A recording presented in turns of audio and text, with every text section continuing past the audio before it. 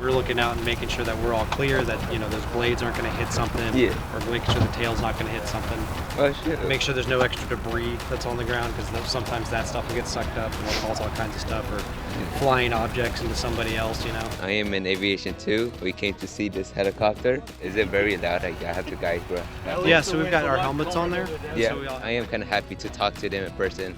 But you never get this type of experience over here. Didn't really have stuff like this when I was growing up. So I think it's awesome to I know. get the exposure That's to what these everyone kids. says. In class, you just kind of see like diagrams and you just read about it, take tests. But when you like see it in person, you kind of get more like a perspective of what they actually do, and like it actually gets stuck in your head more.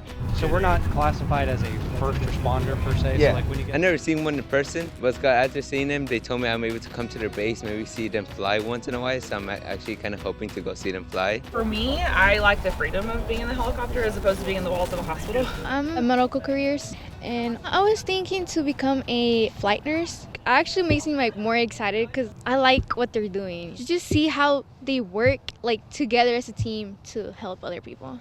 I definitely enjoy being outdoors, and it brings you to a different level, a different knowledge base, and a different training level.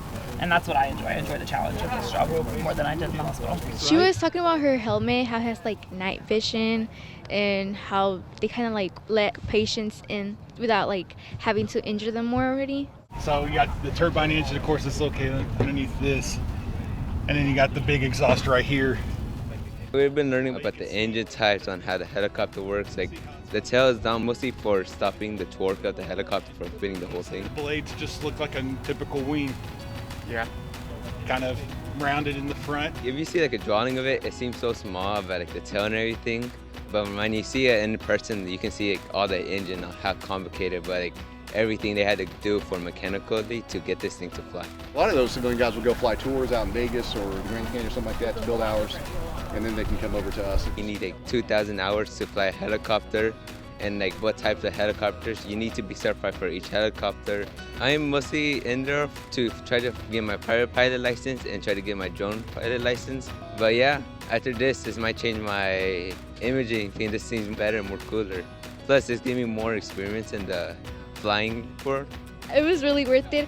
I'm more of a visual person, so it's easier for me to learn like that.